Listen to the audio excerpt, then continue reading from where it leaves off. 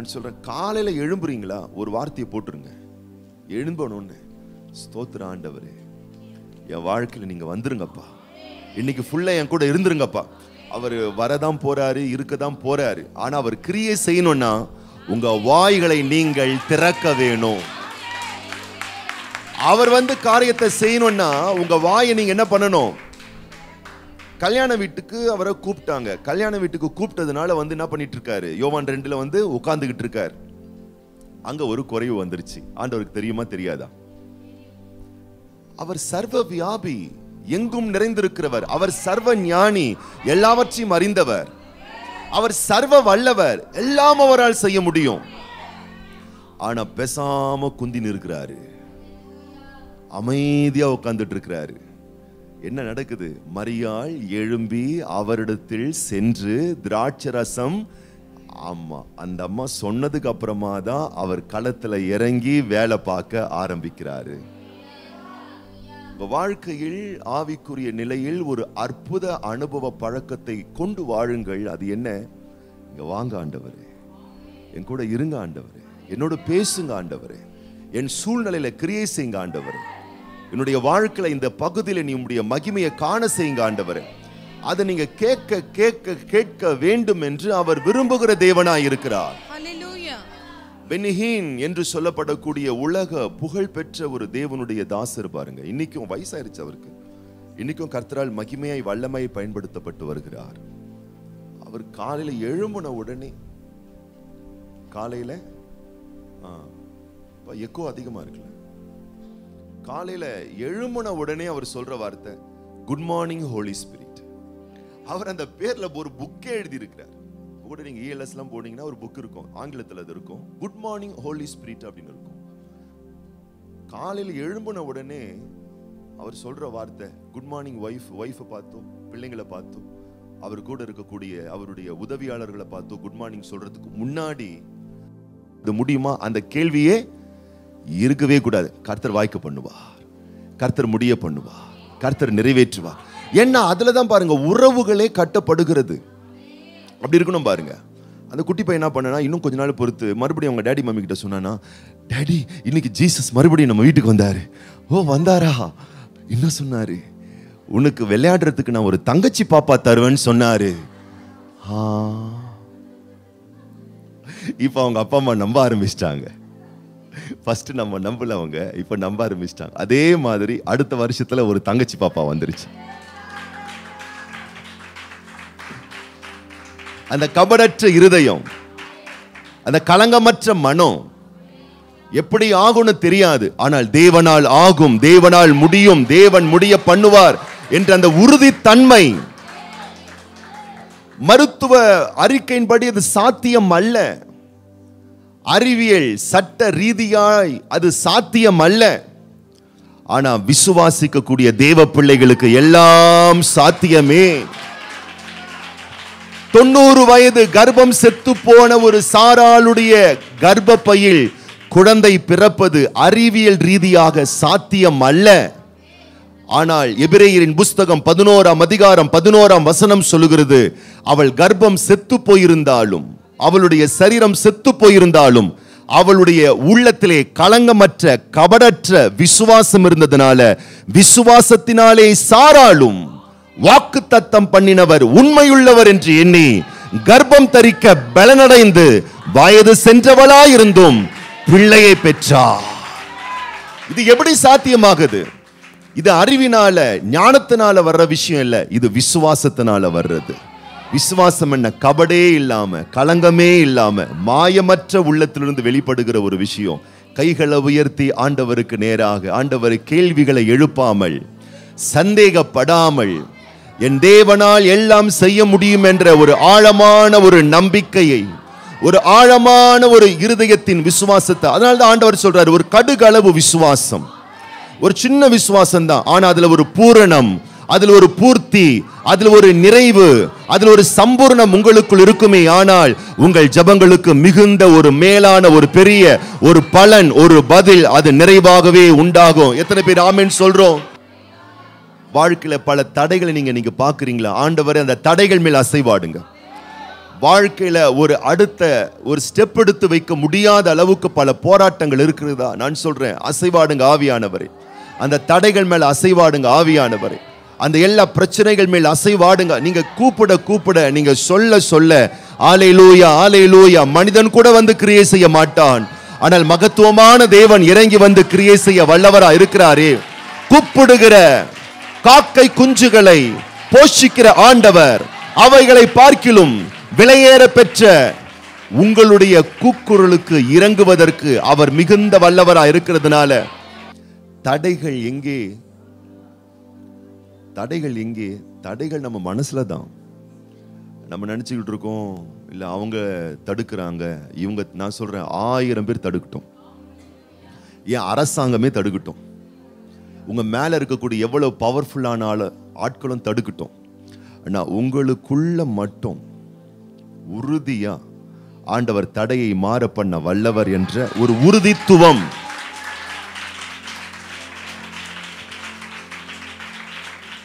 இந்த நம்ம மனசு போய் ஃபிக்ஸ் ஆயிருது. என்ன ஃபிக்ஸ் ஆயிருதுன்னா, நிறைய முறை நீ ட்ரை பண்ண கிடைக்கல, அதனால இனிமேலும் உனக்கு கிடைக்காது, அவ்வளவுதான். நிறைய முறை அவங்க வந்து தடுத்தாங்க, இந்த முறையும் தடுத்துருவாங்க, அவ்வளவுதான் அப்படின்னு சொல்லிட்டு இந்த மைண்டு போய் என்ன ஆயிருதுன்னு கேட்டீங்கன்னா, ஸ்ட்ராங்கா தடுத்துருது. தடுத்துறதுனால என்ன ஆகுதுன்னு கேட்டீங்கன்னா, நம்மளால ஆண்டவருடைய வார்த்தையின் மேலும் வசனத்தின் மேலும் இன்னும் உறுதியான ஒரு நம்பிக்கை நம்மளால வைக்க முடியல. 75வது வயதுல ஆண்டவர் ஆபிரகாமை பார்த்து சொல்லுகிறார், உன் சந்ததியை நான் பெருக பண்ணுவேன். எத்தனை வயசுல சொல்றாரு? 75ல. குழந்தை பிறக்கிறதுக்கு 1 வருஷம் எடுத்துக்கலாமா? சரி, 76ல சந்ததி வந்திருக்கணும்ல. 76ல வரல, 78ல வரல, 79ல வரல, சரி 89லயும் வரல. நாட்கள் ஆக ஆக ஆக ஆக ஆக நல்ல யோசிங்க, நம்முடைய விசுவாசம் குறைய ஆரம்பிக்குது. ஆனா ஆபிரகாமுக்கு நாட்கள் ஆக ஆக ஆக ஆக விசுவாசத்திலே வலிமை உள்ளவனாய் மாறினான். நல்லா புரிஞ்சுக்கணும், தேவ பிள்ளைகள் வாழ்வில் ஒரு தடை வருதுன்னா நீங்க உணர்ந்து கொள்ள வேண்டிய, உள்வாங்க வேண்டிய ஒரு விஷயம், நான் நினைச்சதை விட மிக சிறந்த ஒரு காரியம் நடக்க போகுது. ஆகவே நான் இன்னும் அதிகமாய் விசுவாசிக்க வேணும். நீங்க என்னைக்கும் நான் சொல்றேன் பாருங்களேன், பக்கத்தில் இருக்கிற யாரோட உங்களை ஒப்பிட்டு பார்க்கவே பார்க்காதீங்க. அவங்க உயரம் வேற, உங்க உயரம் வேற. அவங்க நிறம் வேற, உங்க நிறம் வேற. அவங்க முகம் வேற, உங்க முகம் வேற. அவங்க தலைமுடி வேற, உங்க தலைமுடி வேற. ஆண்டவர் உங்களை தனித்தன்மையா படைச்சிருக்காருன்னா தனித்தன்மையான காரியங்களை உங்களுக்காக தேவன் ஏற்படுத்தி வச்சிருக்காரு.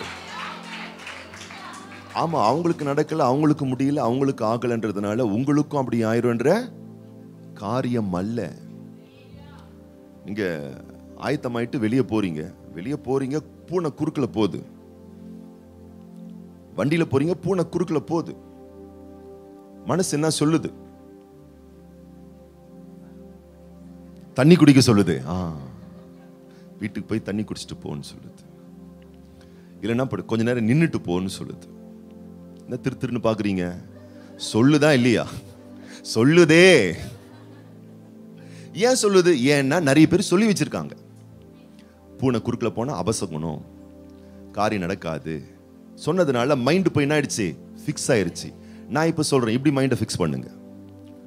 ரோட்ல டிராவல் பண்ணும் போதோ வெளியே போகும்போது பூனை குறுக்குல போச்சுன்னா இப்படி ஃபிக்ஸ் பண்ணும். பூனை ஏன் குறுக்குல போகுது? பூனை ஏன் போகுது? நான் ஒரு விஷயமா வேற வழியா போறேன், அது வேற விஷயமா வேற வழியா போகுது, அவ்வளவுதான், முடிஞ்சு போச்சு.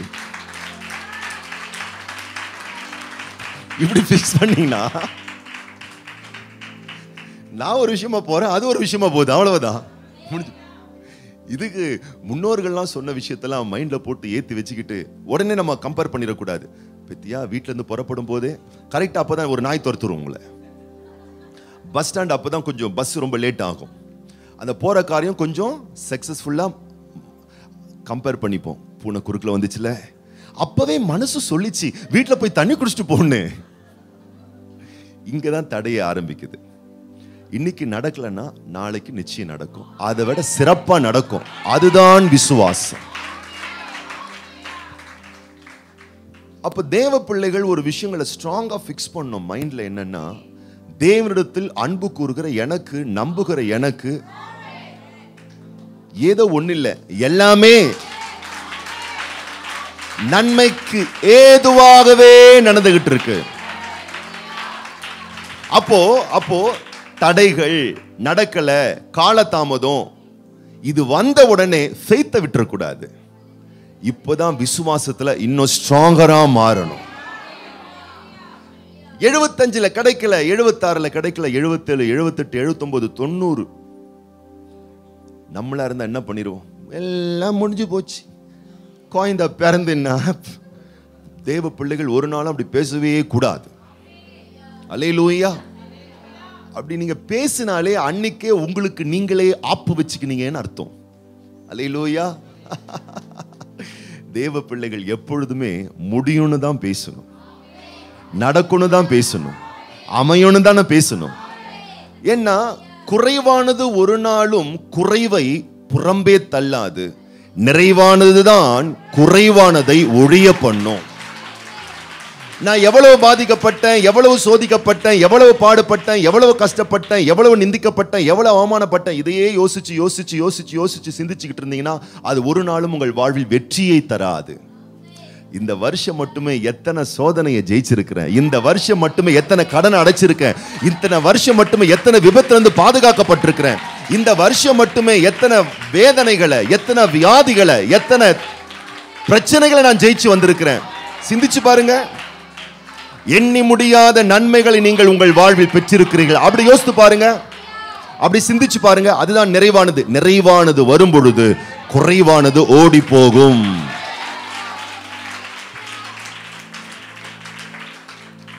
தடை என்பதே என்னன்னா, வெளியேந்து யாரும் வந்து தடுக்கல, வெளியே வந்து 1000 பேர் தடுக்கிற மாதிரி இருக்கும். ஆனா உள்ள நமக்கு என்ன இருக்க கூடாது? தடையே இல்லை. தடையே இல்லை. ஆபிரகாம் 100 வயசு நெருங்கிருச்சு. ஒரே ஒரு விஷயத்தை மட்டும் அவன் பார்க்கிறான். தன் சரீரம் செத்து போனதை எண்ணாமல் வாக்குத்தத்தம் பண்ணினவர் உண்மையுள்ளவர் என்பதை எண்ணி தேவனை, எப்படி பவர் வரும் பாருங்க, சும்மா வந்துடாது, தேவனை மகிமைப்படுத்தினா. அப்ப நான் சொல்றேன், உங்க ஃபெய்த் ரொம்ப ஸ்ட்ராங் ஆகணும்னா பிரைசிங் ரொம்ப ஸ்ட்ராங் ஆகணும், துதி ரொம்ப ஸ்ட்ராங்கா இருக்கணும், ஜெபம் ரொம்ப ஸ்ட்ராங்கா இருக்கணும். ஏதோ வாரத்துக்கு ஒரு நாள் எல்லாரும் போற மாதிரி நான் கோயிலுக்கு போயிட்டு வரேன்னா அதெல்லாம் வந்து செத்த விசுவாசமா மாறிடும். பவுல் சொல்லுகிறார் தீமோத்தேவை பார்த்து, தீமோத்தேவே, உனக்குள்ள ஒரு பவர் இருக்கு, உனக்குள்ள ஒரு அனாயிட்டிங் இருக்கு, உனக்குள்ள ஒரு அந்நிய பாஷை இருக்கு, உனக்குள்ள ஒரு அபிஷேகம் இருக்கு, உனக்குள்ள ஒரு ஆவியின் வரம் இருக்கு. நீ பேசாம சும்மாருன்னு சொல்லல, அதை சும்மா விட்டுறாத, அதை ஸ்டிமுலேட் பண்ணு, அதை தூண்டி விடு, அதை அனல் முட்டி எழுப்பி விட்டுக்கிட்டே இருக்கு. அதுக்காக தான் பாருங்க, ஆலய குடி வரவு முக்கியம், ஜெபம் முக்கியம், துதி முக்கியம், ஸ்தோத்திரம் முக்கியம், பாஷை பேசுறது முக்கியம், ஆண்டவருடைய வார்த்தையை சொல்றது முக்கியம். அப்படி தேவனை மகிமைப்படுத்தி மகிமைப்படுத்தி மகிமைப்படுத்தி மகிமைப்படுத்தி பில்டிங் வீக் ஆனாலும் பேஸ்மெண்ட் ஸ்ட்ராங் ஆயிட்டே இருக்குது. விசுவாசத்தில் வல்லவனானான். பக்கத்துல பார்த்து சொல்லுங்க, பில்டிங் எவ்வளவு வீக்கா இருந்தாலும் பிரச்சனை இல்லை, பேஸ்மெண்ட் ஸ்ட்ராங்கா இருந்துச்சுன்னா மேல இருக்கிற பில்டிங்கை காலி பண்ணிட்டு புது பில்டிங்கை போட்டுடலாம். தெரியுமா உங்களுக்கு? நீங்க பில்டிங்கை கட்டுறதுலயே கான்சென்ட்ரேட் பண்றீங்க, இல்ல பேஸ்மெண்ட்டை ஸ்ட்ராங் ஆக்குங்க. உள்ளான மனிதனை புதிதாக்கி உள்ளே ஆவியின் வல்லமையும் பலனும் பெற்று விசுவாசத்தில் வளர நீங்க ஒப்பு கொடுத்துக்கிட்டே இருந்தீங்கன்னா, ஒரு பில்டிங் போனா நாங்க 1000 பில்டிங் எழுப்பலாம். ஆனா அஸ்திபாரம் ரொம்ப முக்கியமான ஒரு விஷயம். நான் சொல்லுகிறேன், உங்கள் விசுவாசம் தான் உங்கள் வாழ்வின் அஸ்திபாரம், உங்கள் துதியும் ஆராதனையும் தான் உங்கள் வாழ்வின் அஸ்திபாரம். கபடற்ற உள்ளங்களில், இருதயங்களில் வெளிப்படக்கூடிய ஸ்தோத்திரங்கள், நம்பிக்கைகள், அது எளிமையானது தான், ஆனால் உங்கள் வாழ்விலே அது வலிமையானதை செய்யக்கூடியது. நான் சொல்றேன், மூட்டை கட்டி வச்சதெல்லாம் முடியாதுன்னு மூட்டை கட்டி வச்சதெல்லாம் ஓபன் பண்ணி இன்னைக்கு கர்த்தாவே நீர் முடிய பண்ணுவீரப்பா. முட்டை கட்டி வைக்கப்பட்ட ஜெபங்கள், முட்டை கட்டி வைத்து ஆல்மால அவரை தூக்கி போட்டதான எல்லா எதிர்பார்ப்புகளை இன்னைக்கு ஓபன் பண்ணுங்க. முடிச்சு அவுத்து ஓபன் பண்ணுங்க. மறுபடியும் நான் ஜெபம் பண்ண போறேன் இந்த காரியத்துக்காக, மறுபடியும் நான் விசுவாசிக்க போறேன் இந்த ஜெபத்துக்காக, இந்த காரியத்துக்காக, மறுபடியும் நான் நம்ப போறேன் இந்த விஷயத்துக்காக. தேவ பிள்ளையை நீ எழும்ப சத்துருக்கள் மடங்கடிக்கப்பட்டு போவார்கள். ஏன்னா நீ எழும்பும் பொழுது தேவாதி தேவனும் உன்னோடு கூடவே சேர்ந்து மகிமையாய் அவர் எழும்புகிறார். ஜெபித்த பல நாட்கள் ஆகிவிட்டது என்று சொல்லி ஜெபங்களை நிறுத்திவிடாதே.